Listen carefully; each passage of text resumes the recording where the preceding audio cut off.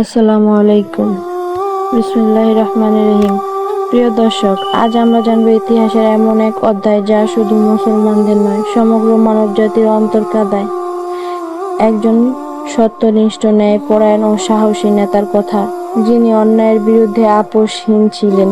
তিনি হলেন রাসূল সাল্লাল্লাহু আলাইহি সাল্লামের প্রিয় নাতি, জান্নাতি যুবকদের সর্দার ইমাম হোসাইন রাদিয়াল্লাহু আনহু। এই ভিডিওতে আমরা জানব কারবালার সেই হৃদয়বিদারক ঘটনা, যেখানে সত্য ও মিথ্যার সংঘর্ষে শহীদ হন ইসলামের শ্রেষ্ঠ সন্তান। ইতিহাসের পটভূমিতে খেলাফতের সোনালী যুগে পরেই উমাইয়া রাজবংশের শাসক ইয়াজিদ ক্ষমতায় আসেন। ইয়াজিদ ছিল এক জালেম, অন্যায়কারী ও ভোগবিলাসে ডুবে থাকা শাসক।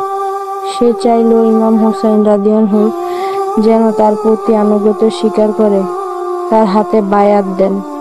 কিন্তু হুসাইন রাদিয়াল্লাহু আনহু জানতেন, ইয়াজিদের শাসন মানে ইসলামকে বিতর্ক করা। তাই তিনি স্পষ্ট জানিয়ে দেন, যে ব্যক্তি আমার মতো মানুষ হতে চায় না, আমি তার আনুগত্য করতে পারি না। এই সিদ্ধান্তই তাকে এক মহাবিপদের দিকে ঠেলে দেয়। চলুন এখন জেনে নেই কুফাবাসীদের ছলনাময় সেই চিঠি। কুফাবাসীদের চিঠি ও কারবালার পথে যাত্রা। কুফাবাসীরা হুসাইন রাদিয়াল্লাহুকে শত শত চিঠি লিখে আমন্ত্রণ জানায়। হে ইমাম, আপনি আসুন, আমরা আপনার সঙ্গে রয়েছি। ইমাম হোসাইন রাদিয়াল্লাহু সাড়া দেন। তার ভাই মুসলিম ইবনে আকিলকে পাঠান, কিন্তু ইয়াজিদ জানতে পেরে মুসলিমকে নির্মমভাবে হত্যা করে। অথচ তখন ইমাম হোসাইন রাদিয়াল্লাহু পরিবার সহ রওনা হয়েছেন মক্কা থেকে কুফার পথে। তার সঙ্গী ছিলেন মাত্র ৭২ জন, শিশু, নারী, বৃদ্ধ এবং অল্প কিছু সাহসী সাহাবী। কারবালা পৌঁছানো ও অবরোধ। পহেলা মুহররম ৬১ হিজরীতে তারা পৌঁছান কারবালায়। সেখানে ইয়াজিদের ৩০,০০০ সৈন্য তাদের ঘিরে ফেলে।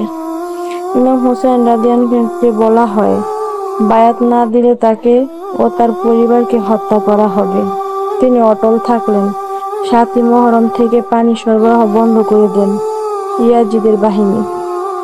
নারী ও শিশুরা পিপাসায় কাতরাতে থাকে, তবুও হোসাইন রাদিয়াল্লাহু মাথা নত করেননি অন্যায়ের সামনে। আশুরার দিনের যুদ্ধ ও শাহাদাত নিয়ে চলুন বিস্তারিত একটু জেনে নেই। ১০ই মুহররম আশুরার দিন। প্রচণ্ড গরম, পানি নেই, খাদ্য নেই, তবুও ৭২ জন সত্যের সৈনিক প্রস্তুত। ইমাম হোসাইন রাদিয়াল্লাহু একে একে তার প্রিয়জনদের হারান। শহীদ হন তার সন্তান আলী আকবর, ভাই আব্বাস, বাগিনা কাসিম, এমনকি ৬ মাসের শিশু আলিয়া আসগর, যাকে পিপাসার্ত দেখে ইমাম তার জন্য পানি চান, কিন্তু জবাবে তাকে তীর বিদ্ধ করা হয়। সর্বশেষ ইমাম হোসাইন রাদিয়াল্লাহু একাকী যুদ্ধ করেন। তার শরীর ছিল তলোয়ার ও বর্শা আঘাতে জর্জরিত। শেষ মুহূর্তে তিনি সিজদা করে আল্লাহর কাছে বলেছিলেন, হে আল্লাহ, তোমার রেজা ছাড়া আমি কিছু চাই না। এবং তিনিও শহীদ হন। কারবালার পর নারীদের দুর্দশা ও শিক্ষা। শহীদদের লাশ দেখে শত্রুরা চলে যায়। নারীদের বন্দী করে কুফা ও দামেস্কে নিয়ে যাওয়া হয়। জয়নাব রাদিয়াল্লাহু ইমাম হোসাইনের বোন সাহসের সঙ্গে ইয়াজিদের দরবারে সত্য ভাষণ দেন। সেই নারীরা প্রমাণ করে দেয়, সত্য কখনো মুছে ফেলা যায় না। কারবালা শুধু শোক নয়, কারবালা হলো শিক্ষা। জুলুমের বিরুদ্ধে মাথা উঁচু করে দাঁড়ানো এক জলজান্ত দৃষ্টান্ত।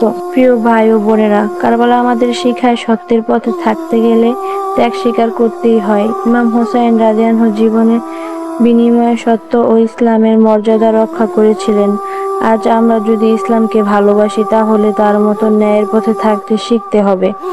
আসুন তার পথে অনুসরণ করি। এই ভিডিওটি যদি আপনাকে স্পর্শ করে, তাহলে শেয়ার করুন, যেন অন্যরাও শিক্ষা নিতে পারে। আসসালামু আলাইকুম ওয়া রাহমাতুল্লাহ।